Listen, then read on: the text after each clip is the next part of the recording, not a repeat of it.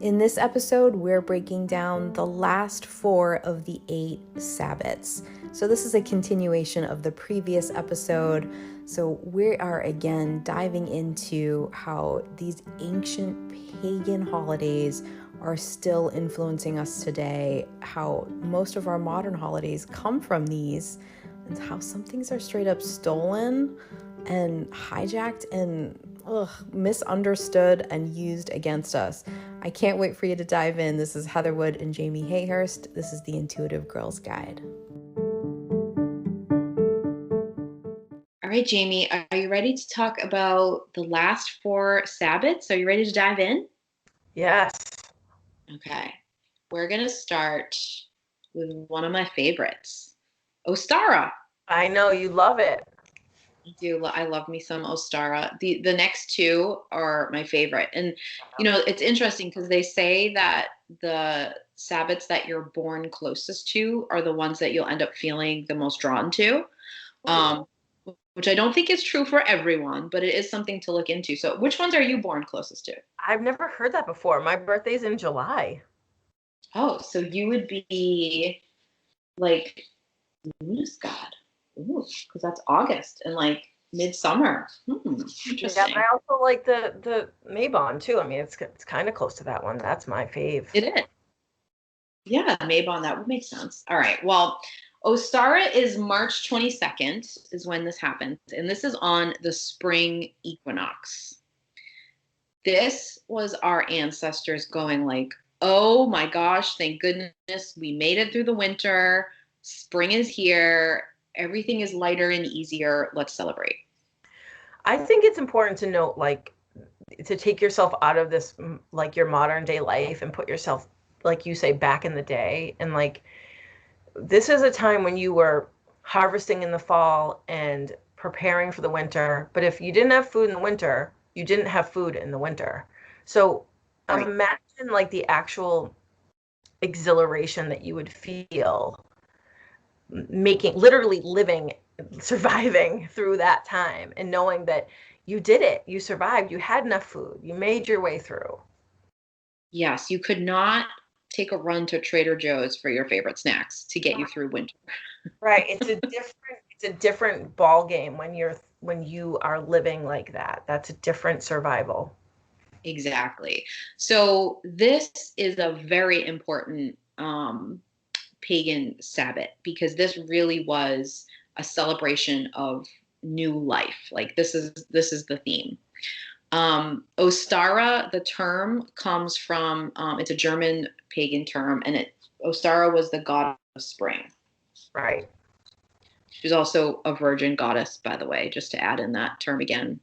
Right. The old virgin term, not the new one. Yeah.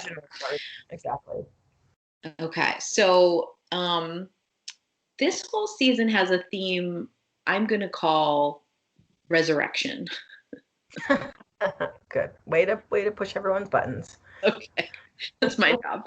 All right, so across so many different cultures, there are resurrection stories. Okay. Yeah. So these are stories where gods and goddesses took trips to either the land of the dead or the underworld or whatever the term that they would use. They struggled to return. They got sort of stuck there and then ultimately triumphed and were resurrected back to the land of the living. Right. I'm just going to name some of the most popular ones in case you want to look them up. But here's some. Odin, Attis, Osiris, Mithras, Hera, and Persephone all have that story. Persephone is my fave. I know. I love me some Persephone. So, Jay, does that sort of remind you of any modern day religious story? Well, yeah, the resurrection of Christ for Easter. Yes. Okay. So there you go. That comes from this theme here. Okay. This was a big time to party. Like our pagan ancestors were partying their asses off that they survived. Like you said before, this was hard and you got to spring and the flowers started blooming and the crops were going to come through. Like you were grateful. So you were feasting and you were drinking. Exactly. And St. Patrick's Day is also where there's a lot of celebration connected to some of these pagan things. That would be like the modern religion sort of tie. Right, exactly. Okay. So there was a goddess, and her name was Istra. And so it's spelled Eostre. And I've also seen it spelled Oostra. Yeah. And she was a Teuton is the name of this culture. And I want to talk about that culture in 1 second. But she was their goddess of spring. Okay. Ostara was the German one, and Istra was the Teuton one. Okay? Right. Sounds sure. I was gonna say this is where they take the term Easter from. Right. Okay. So if you think of Ostara and Istra, those two goddesses, as very similar, representing the same things. They are both goddesses of everything to do with spring. So they're kind of used interchangeable. But what I wanted to say about the Teutons, or the Teutonic pagan tribes, is that like around the 4th century is when this tribe was like very prevalent. Okay. Back then, obviously, there weren't the countries the way that they are now. Right. The closest I can get is that they were very close to German and Rome, like they were in this area. And I also want to just say that calling someone a Teuton in Germany can be used as a derogatory term. So I am just referencing the culture. I'm not trying to use that term in a bad way at all.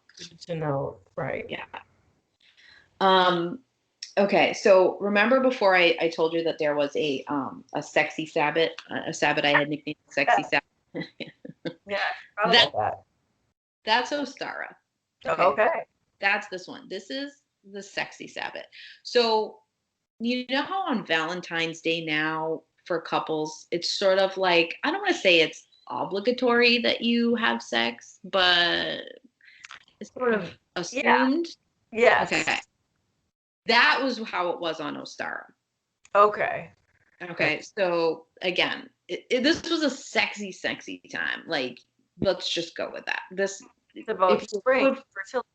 Yes, if you sort of like compare Valentine's Day. Valentine's Day is a weird hijacking of both Ostara and Emerald.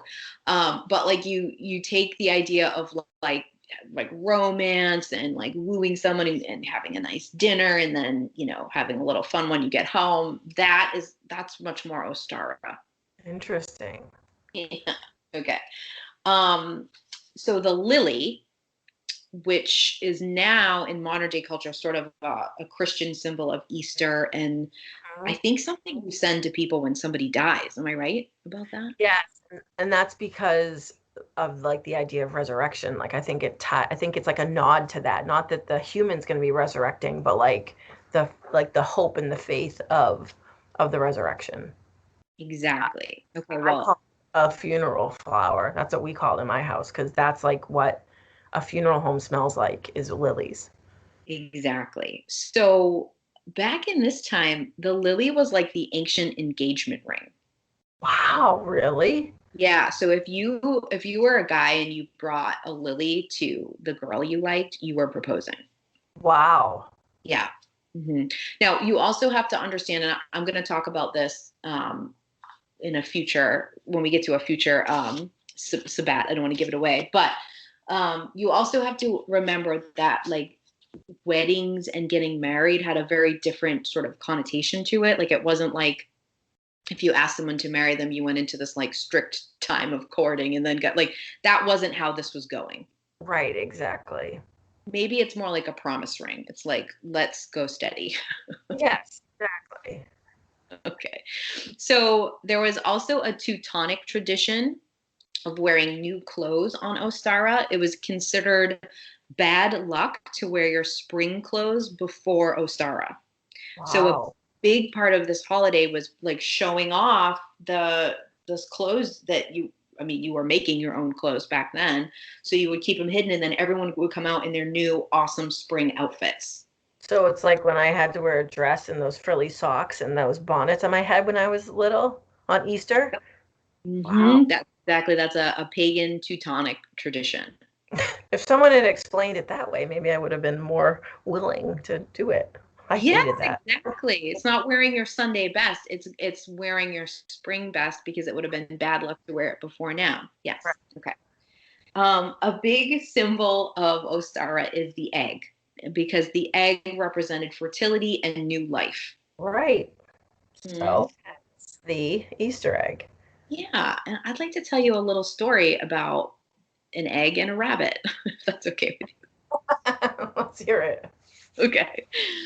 So in this is across a bunch of different cultures, which again I find so super cool that the same stories are being used. If they were just sort of divinely given somehow, or if the word traveled and people adopted them, I don't know. I'm going to say probably a little bit of both. But this is something. This is an ancient story and fable that can be found in a lot of different cultures. But the story goes that a lowly rabbit wanted to honor Istra, the goddess of spring.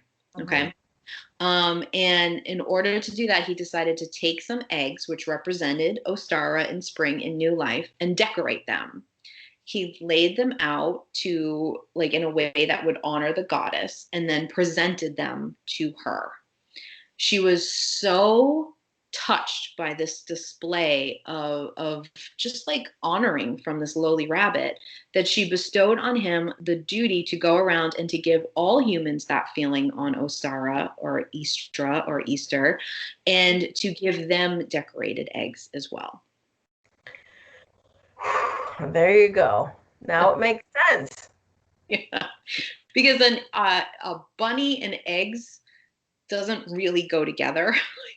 Right. Well, and I think that that's why now you have people that are like, what's with the bunnies and the eggs on Easter when Christ died and he's being reborn? And how are any of these tied together? And that will drive some people who are like very religious, like very much into their religion. It will make them shun all of these what they think are modern. They think the bunny and the egg are all like this consumerist capitalist sell, right? But like it'll make them go closer to their religion and shun everything else. But for the rest of us, now we can understand that it's this mingling of all these traditions, all these cultures, and now it actually makes sense.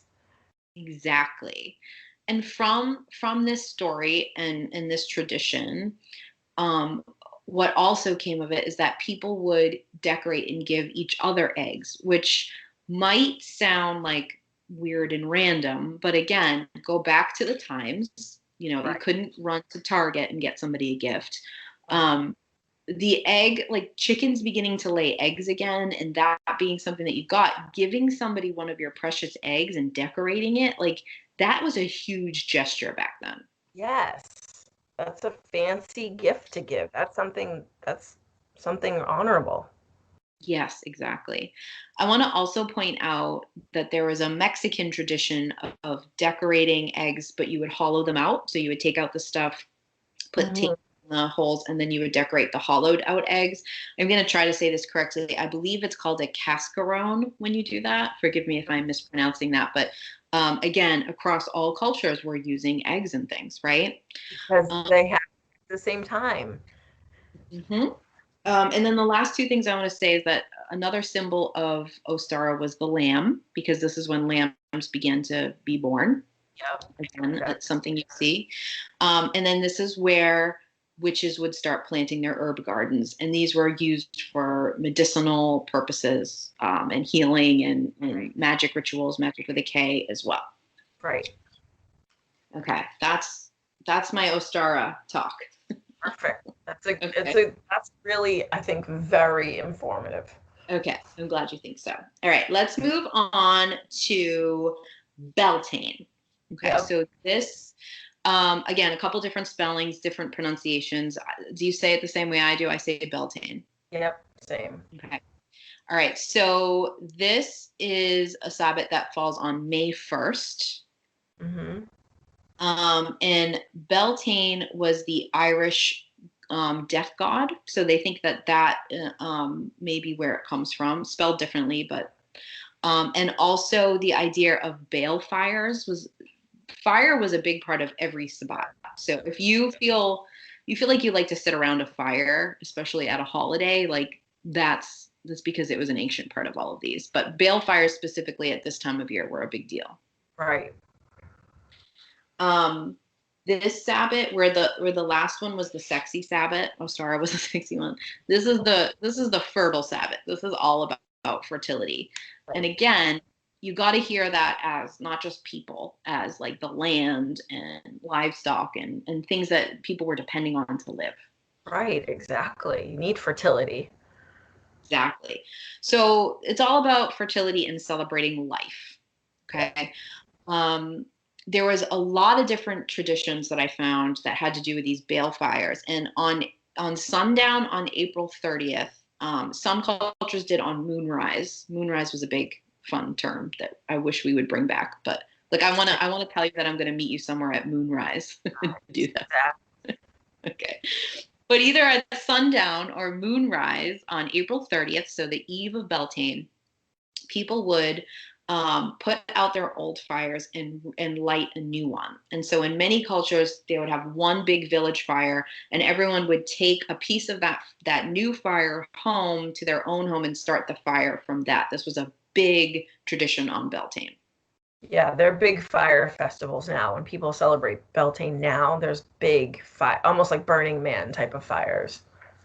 Yes, these were considered very important for a lot of different things, but think of it also in the fertility aspect of keeping your ancestral line going. The Right. fires were also representing that. And I would like to point out that the English royal family to this day does this fire tradition to celebrate Beltane. Wow, that's impressive. And I've not heard. they are famously Catholic, right? Yeah. So I just think that's a real interesting little tidbit I want to throw out there for you. Wow. Some other things that they would do would be to toss holly sprigs or other aromatic herbs into the fire. If you have never done that, I highly suggest it. It smells lovely. Let's talk for a second about May Day poles, Jay. Oh, I love a maypole. I love it. I love it. So modern day May Day celebrations are all coming from Beltane. Right. So what they would do is they would have a pole, and you can probably describe this a little bit better than me. Do you want to say what people would do with this pole and the dancing?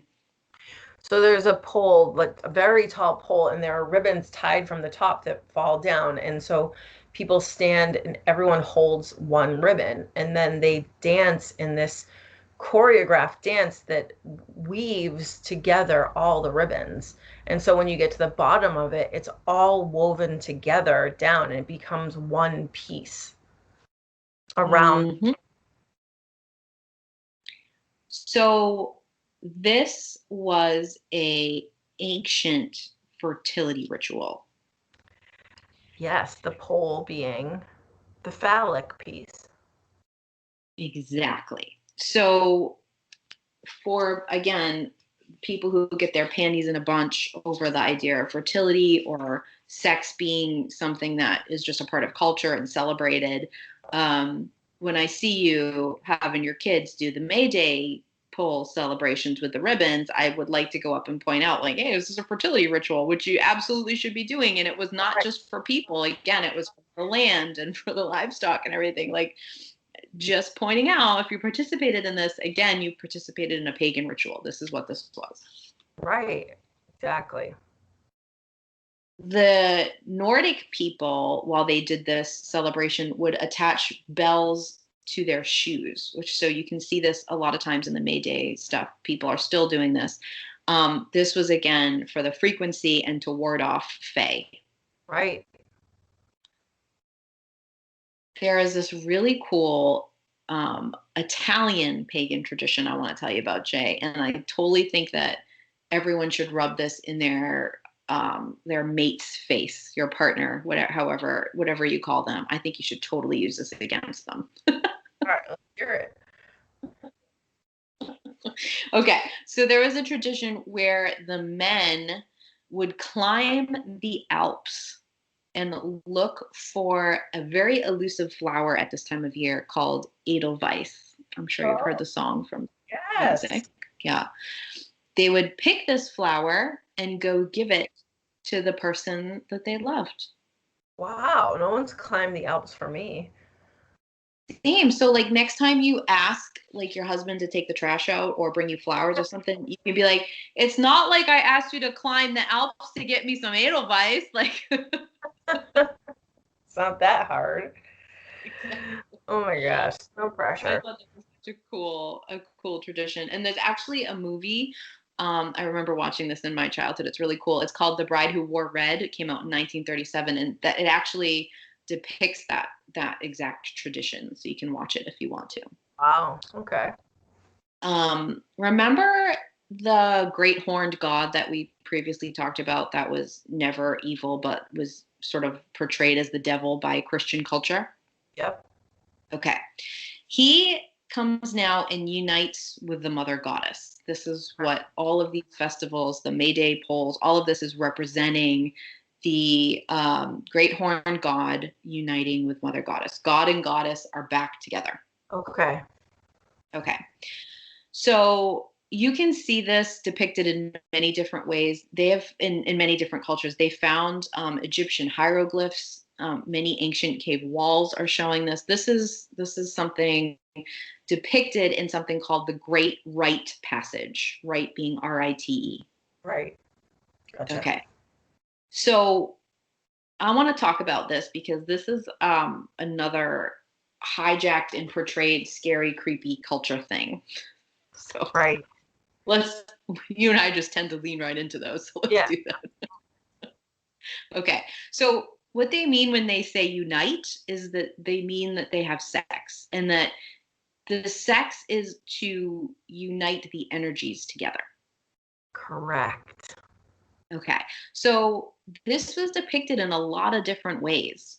They're in like sort of sexual ways, and also just like putting a knife in a chalice. Like this was what this whole holiday was about. Right, like a sword and a sheath. Exactly.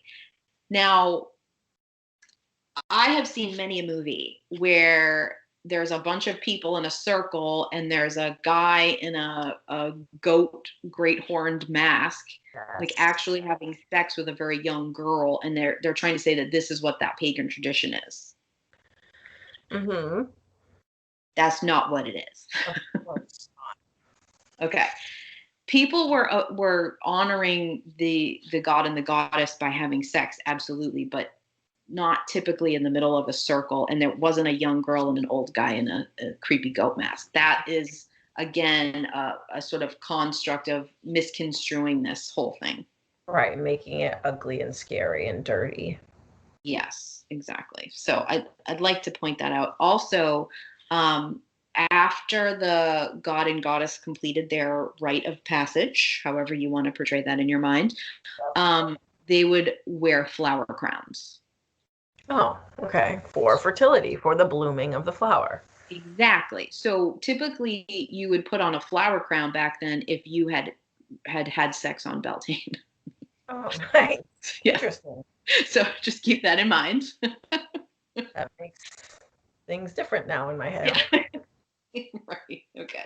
I also want to address another element of this with patriarchal criticism coming in. Okay, because this is another misunderstood concept when it comes to pagan culture.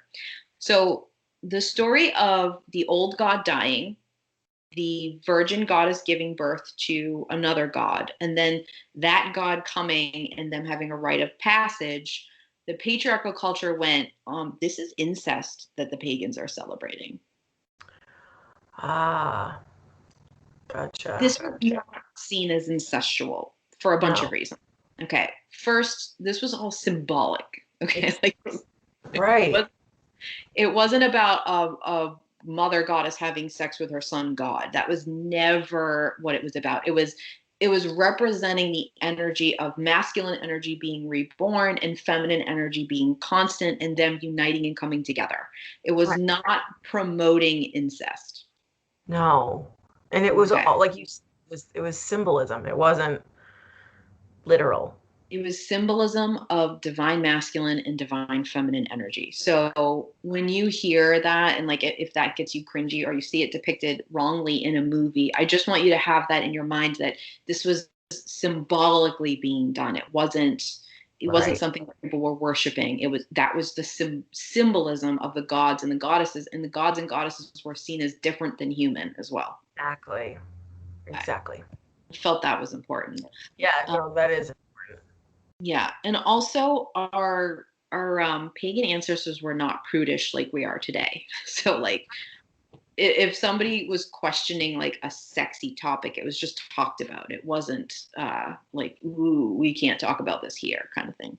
Right. Well, all that's been shut down in us so that we are disconnected from ourselves and our bodies and our power. So now it's something that we fear and we don't feel like we can talk about. Exactly.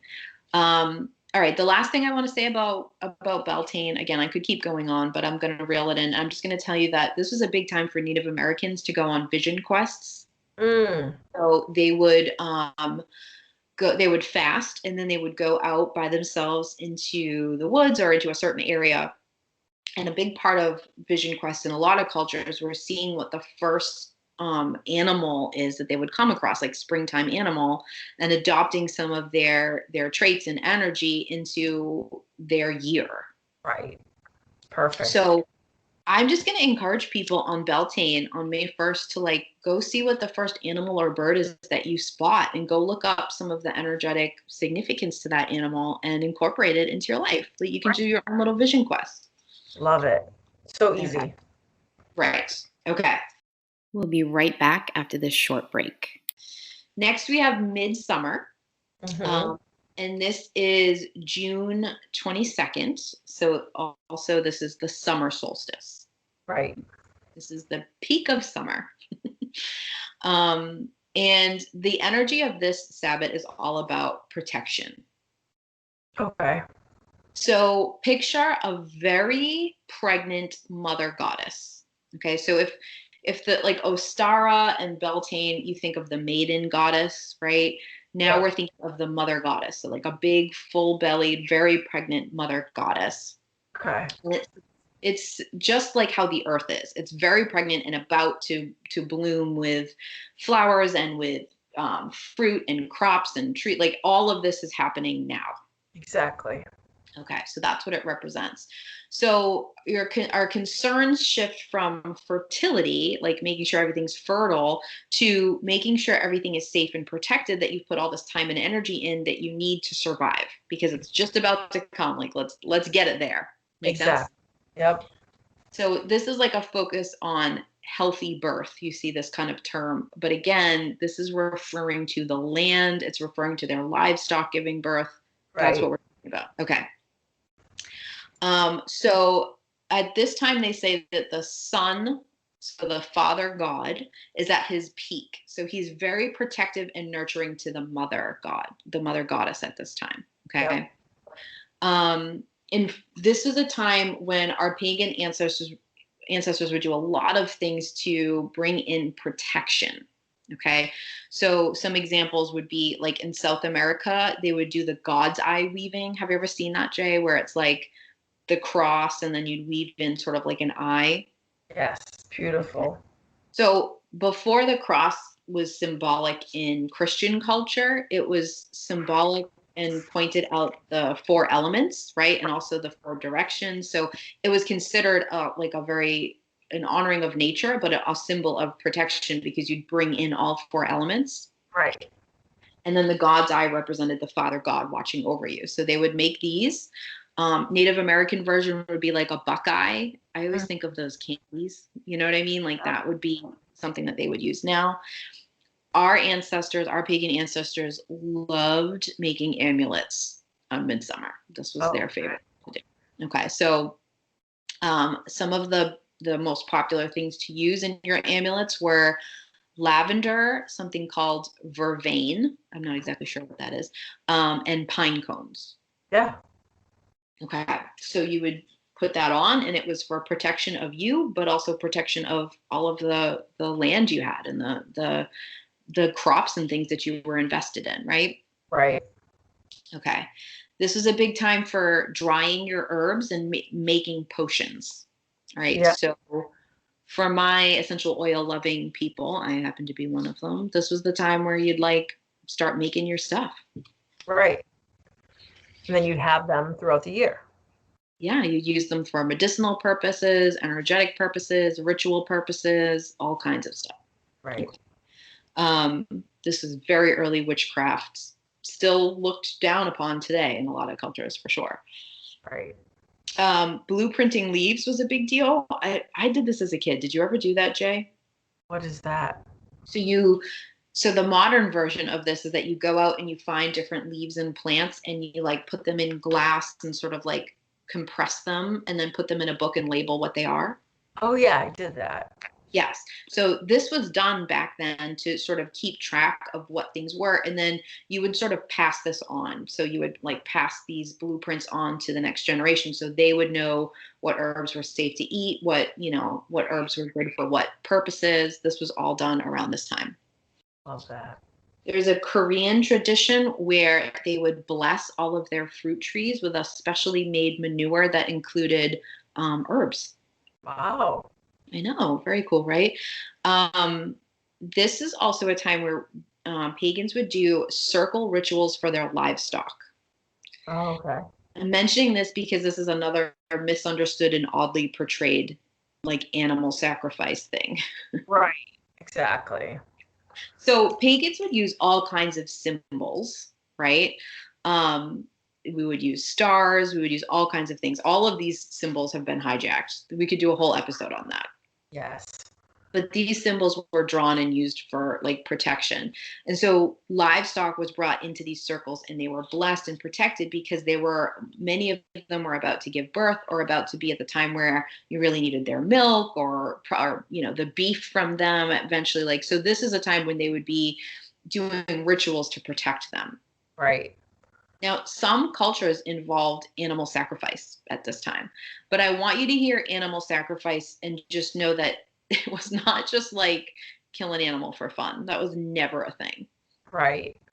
It was, they would kill the animal and then they would use all of its parts. They would eat it. They would use some of the nutrients from different organs for different animals that they had. So it was done respectfully through most cultures that I can see. It's just that it reads weird now. Does that make sense? Yeah, I was just gonna say, I think it's like portrayed now in film and stuff that it's like someone's angrily like lopping the head off of an animal and like there's blood everywhere and then the animal's just left to die. I mean, it's this very aggressive, violent exchange.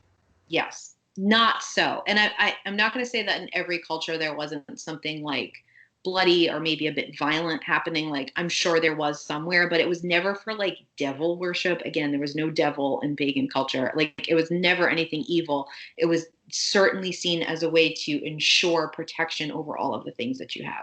Yeah, they weren't trying to harm animals. It wasn't. Animals were too valuable to them Right. to just harm them for no reason. Right. You'll love this one, Jamie, but they used to have on Midsummer, any woman who was menstruating, they would ask her to walk through the fields to bleed on all of the soil. Yes, I do love that. Will you say something about how valuable and like sacred menstrual blood used to be? The whole process of menstruating was revered and honored in ancient cultures. It was a time when women were receiving, and still currently, when we receive our most intuitive downloads, it was when women came together to plan and plot what was going to happen with crops in the village or the tribe, depending on when we're talking about. And menstrual blood was seen as like a really powerful symbol of intuitive knowledge. Mm-hmm. And something only women had. Right. So if you're going to talk about like, let's take away women's power, men feeling maybe threatened by that in some way in patriarchal culture, let's make periods and period blood very taboo and kind of gross, right. Where we have to hide. We hide our pad in our pocket when we walk to the bathroom and like almost half of the population is like goes Bleeding. through this process. It makes no sense. Right. I want you to know it was so honored back then that anybody bleeding on Midsummer would walk through all of the fields to bleed on them. And this was like so honored, and people were so grateful. Like as a woman, you hoped you could be one of the women menstruating on Midsummer. Yep. This is also Midsummer is a big time for weddings. Okay. Now there's a lot of different reasons, but I can tell you that in May, it was seen as sort of like the time, back for a Beltane, where the god and the goddess were uniting. So it Right. was seen as like sort of not a good idea for humans to try to unite at that time. Like that's the god and goddess time. We'll unite after that's over. Right. Okay. Exactly. Okay. It wasn't unheard of, but it wasn't considered very lucky to do. Right. So people would then, once that was over, they would get married a lot in June. And I found a lot of evidence to this, but I'll reference it to Irish culture. Back in pagan times, most people got married once the woman was pregnant. Like after that, they got married. Really? Yeah. It's different. Different. So you had your sexy Sabbat and Beltane. Okay. Gotcha. Now around midsummer, you realize that you're pregnant. And so if you want to, you would get married now. Right, exactly. And marriage was different then. It wasn't this like legal contract. It was this combining of lives and energy. Yeah, it was a ceremony. You can still see like hand fasting ceremonies sort of representing a lot of that. It was a ceremony where you were just uniting your two lives together, and it was not like legally binding. It was just like a choice. Exactly. Yeah. Okay. I want to tell you a little bit about pagan weddings. Okay. Here's some things that they would do. They would share and feed each other cake. Okay. Familiar. They would toss rice. Huh. They would have young women toss flower petals. Sounds familiar, yes. Okay. They would wear a white dress, which had nothing to do with purity. White Right. represented the most powerful goddesses, which were the virgin goddesses. So white was considered a powerful color. So women would wear the powerful color of white to their wedding. Right. Now it's purity. Gross. Yeah, exactly. They exchanged these magical symbols to each other called rings Ah. that Wow. represented the circle of life and the wheel of the year. Women wore garters, which were made of wreaths on their legs. Mm-hmm. And men would carry the women over the threshold when they came home after their wedding. Jesus. It's all pagan, the whole thing. Yeah, the whole ceremony. The whole thing. Isn't it amazing? It's amazing. Like you said, that it's still tradition somehow. It survived. Yeah. So you've got that sort of like, I'm just going to say like that weird great aunt who's like very prudish and thinks anything pagan is bad still. Right. I bet you she did all that stuff at her wedding. Exactly. I mean, your pagan stuff is still being done in modern culture all the time. It's just not recognized for what it is. Right. We just don't know why we're doing it. Yes. And then the last thing I want to talk about with Midsummer is that this is when the Oak King and the Holly King battle again. Oh. And this time the Holly King wins, which means that it's going to begin the waning year. Okay. Perfect. Okay. Last, but certainly not least, we have the hardest one to say for me, which is Lughnasadh. Okay, Yeah. I've heard this pronounced so many different ways. It's spelled Lughnasadh. I say Lughnasadh. How do you say it? I say close to that too. I've heard it so many different ways. Yeah. Again, the reason is because there's so many different cultures and so many different ways of pronouncing things. So there really isn't wrong or right. That's the one I'm going with because it's the closest I can get to saying it. Agreed. This one happens on August 1st or August 2nd. It was hard to pick one date, so I'm just going to give you them both. It was one of these 2 days in most cultures that this was celebrated. Right. Lughnasadh is the Celtic word that means August. It directly translates to August. Okay. Okay. This is all about birth, this one. Okay, so this is the first of the 3 harvests. So this is when most of the stuff is actually like coming in. I know when I plant my garden, coming into August is exciting because everything's starting to bloom. I can pick it and eat it. It's very exciting for me. Right. Agreed. This is that time of year. So some things that went on, it was a big time for grain festivals and corn festivals. Still things we celebrate now, for sure.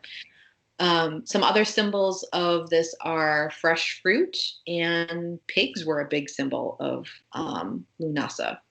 Okay. This was a time where you were thanking the goddess for her first birth of the 3 she was going to do, representing the first of the 3 harvests. Right. So it was a very like grateful time, but it was also like, okay, now we got to prep for the next one.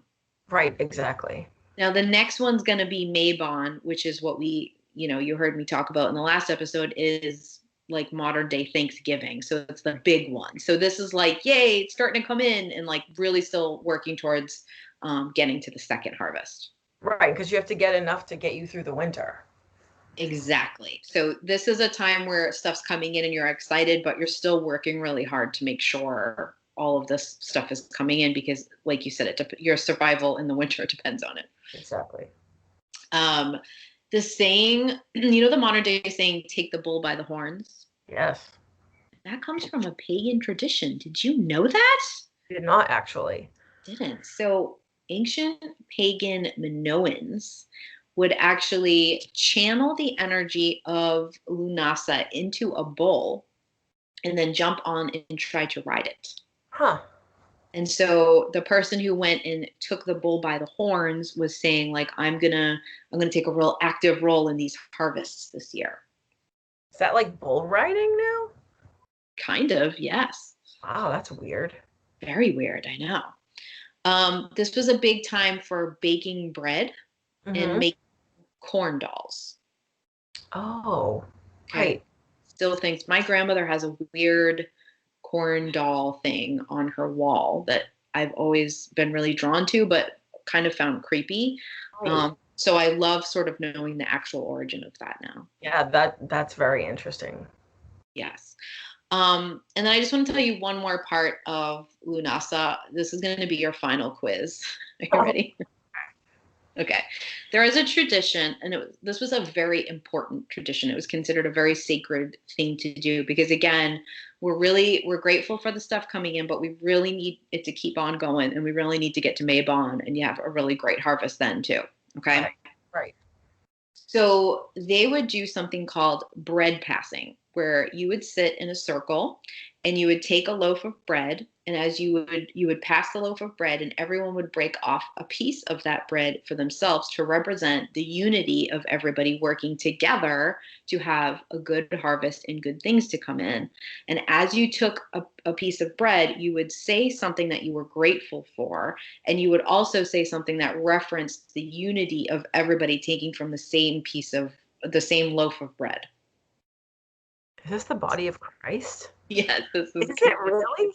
Yes, exactly. Wow. Yeah. Yes. So this was heard that. Yeah, this was an ancient Lughnasadh tradition. Now, I'm sure the idea of sharing food and bread has many different cultural references through the Sabbats, but this one was very specific to what we do now or what they do now in church for communion. So there you go. Wow. Did not know that. And I bet a lot of Catholics don't know that. There you go. Lughnasadh, baby. So that's where it comes from. It's a pagan tradition. I like it. Jay, this was a lot of fun talking to you about Sabbats and pagan traditions because I love them, and revisiting them every time I do makes me feel so good. Same. I learn something new every time because there's so much of it that like you never know all of it. Me too. Same thing. Or something hits you different. Like you might have heard it, but like now it means something different to you. So right. Agreed. Thanks for doing this with me, Jay. Yeah, thanks for all the research you put into this on all the Sabbats. I mean, it's so interesting, but also really, really informative, and I think it can be helpful to people. Yeah, I propose we bring it back. Let's celebrate the Sabbats these ways instead of the way that we do modern holidays. I'm throwing it out there. Well, right, and I think that, like you said before, is that like we see like witches as like around cauldrons, and we have this weird vision. But if you actually start to think of these Sabbats not as like this strange, like witchy spell casting stuff, and it's just like appreciating everyday life, it can be really fun and also like really powerful. Oh, agreed. I think with everything going on in the world right now, I feel sort of sick of myself saying that statement, but I'm gonna say it. Wow. With everything going on right now, having something where you turn back to honoring the earth, honoring all different cultures in all of the ancestral line and the coming together to make change and combining tradition to find what serves you. Like we just need this now. We really, really do. And we need to get away from so much separation and this is how we're different and this is how you're not good enough and shame. And that creates this toxic environment that we're in right now. So if there's ever a time to shift to something different, I think it's now, baby. I think it works for now. I think so too. All right. Well, I'm gonna make you some heather wine and make you drink it with me. Yes. Can't wait. I cannot We'll wait report for it. All right. Awesome. Thank Thanks, you. Jay. All right, talk to you soon. Bye.